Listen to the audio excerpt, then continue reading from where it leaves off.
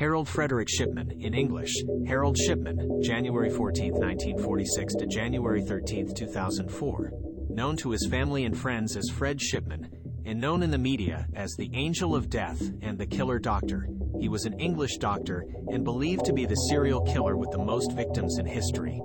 On January 31, 2000, a jury found Shipman guilty of murdering 15 patients under his care, with an estimated total number of victims of approximately 250. He was sentenced to life imprisonment with the recommendation that he not be released. Shipman was convicted of 215 murders, and his total number of crimes is estimated at 250. About 80% of his victims were elderly women. Shipman's youngest confirmed victim was a 41-year-old man, although there was some substantial suspicion that he killed patients as young as 4. Much of the laws regarding healthcare and medicine have been revised and amended as a result of Shipman's crimes. He is the only British doctor convicted of killing his patients, although other doctors have been acquitted of similar crimes or convicted of lesser charges. Shipman committed suicide on the 13th of January 2004, one day before his 58th birthday, by hanging himself in his cell at Wakefield Prison.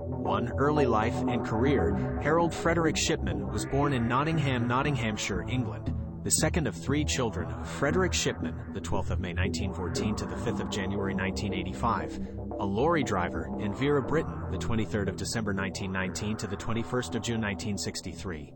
His parents were working class. Growing up, Shipman was an accomplished rugby player in the youth leagues. Shipman passed 11 more years in 1957, transferring to Nottingham High School, which he left in 1964. He was an outstanding runner, and in his final year at school served as vice-captain of the athletics team. Especially close to his mother, who died of lung cancer when he was 17 years old. Her death came in a manner similar to what later became Shipman's own modus operandi. In the late stages of her illness, she was given morphine at home by a physician. Shipman watched his mother's pain subside, despite her terminal condition, until her death on June 21, 1963. On the 5th of November 1966, Shipman married Primrose Mayock Stobbe. They had 4 children. Shipman studied medicine at Leeds Medical School, graduating in 1970. He began working at Pontefract General Infirmary in Pontefract, and in 1974 took up his first position as a GP. The following year, he was caught forging prescriptions for pethidine for his own use. He was fined £600 and briefly attended a drug rehabilitation center in York. He became a GP at Donnybrook Medical Center in Hyde near Manchester in 1977. Shipman continued to work as a GP in Hyde throughout the 1980s, establishing his own practice in 1993 and becoming a respected member of the community. In 1983, he was interviewed in a television documentary called The Scientist at Work, about how the mentally ill are treated in society. Discover It in March 1998. Linda Reynolds of Donnybrook Medical Center in Hyde, prompted by Deborah Massey of Frank Massey Funeral Home, expressed her concerns to John Bullard, the South Manchester District Coroner, about the high death rate among Shipman's patients. In particular, she expressed concern about the large number of cremation forms for elderly women that needed his signature. The matter was brought before the police, who were unable to find sufficient evidence to bring charges. Investigators in the Shipman case later blamed police for assigning inexperienced officers to the case. Between April 17, 1998, when police abandoned the investigation and Shipman was eventually arrested, 3 more people were killed. Several months later, a taxi driver called the police to inform them that he suspected Shipman of killing 21 of his patients. Shipman's last victim was Kathleen Grundy, who was found dead in her home on June 24, 1998. He was the last person to see her alive. He later signed the death certificate, listing old age as the cause of death. Grundy's daughter, attorney Angela Woodruff, was concerned when attorney Brian Burgess informed her that her mother had written a will. There were doubts about its authenticity, because the will excluded Woodruff and her children, but left £386,000 to Shipman. At Burgess' urging, Woodruff went to the police, who began an investigation. Grundy's body was exhumed, and when it was examined, it was found to contain traces of diamorphine, heroin, which is often used as a painkiller for cancer patients. Shipman claimed she was an addict and showed them notes he had made to that effect in his computerized medical records. However, an examination of their computer showed that the notes had been written after her death.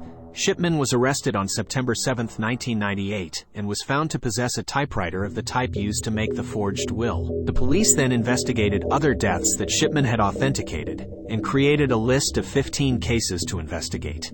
They discovered that they had died from lethal doses of diamorphine, and Shipman signed their death certificates, then falsified medical records to indicate that they were in poor health.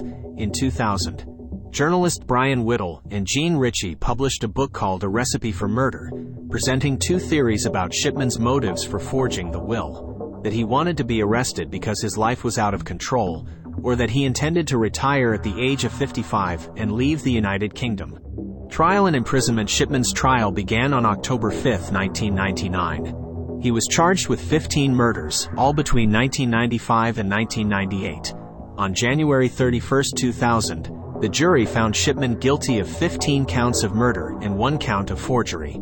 Shipman was sentenced to 15 life terms for each of the murders for which he was convicted, with a recommendation that he should never be released, with a 4-year sentence for forgery. On the 11th of February 2000, 10 days after his conviction, the General Medical Council struck Shipman from its register. While authorities could have brought numerous additional charges, they concluded that a fair hearing was impossible in light of the enormous publicity surrounding the original trial. Furthermore, the 15 life sentences already imposed made additional litigation unnecessary. Shipman has consistently denied his guilt, disputing the scientific evidence against him. He has not made any public statements about his actions. Shipman's wife, Primrose, steadfastly maintained her husband's innocence, even after his conviction. Shipman is the only doctor in the history of British medicine to be convicted of killing his patients. John Bodkin Adams was charged in 1957 with the murder of a patient, amid rumors that he had killed dozens more over a 10-year period, and perhaps provided a role model for Shipman. However, he was acquitted. Historian Pamela Cullen has stated that because of Adams' acquittal, there was no momentum to examine the flaws in the British system until the Shipman affair. Shipman hanged himself in his Wakefield prison cell at 6:20 a.m. on the 13th of January 2004, the eve of his 58th birthday, and was pronounced dead at 8:10 a.m. A prison service statement indicated that Shipman hanged himself from the bars of his cell window using bed sheets. His motive for suicide has not been established, although he told his supervising officer he was contemplating suicide to ensure financial security for his wife after being blocked from his NHS pension. His wife received a full NHS pension. She would have had no right to do so if Shipman had lived 60 years. In addition, there was evidence that his wife, who had consistently protested his innocence despite overwhelming evidence, had begun to suspect his guilt. During this period, according to Shipman's cellmate, he received a letter from Shipman's wife urging him to tell her everything, no matter what. An inquest in 2005 found that Shipman's suicide could not have been predicted or prevented, but the proceedings should still be reconsidered.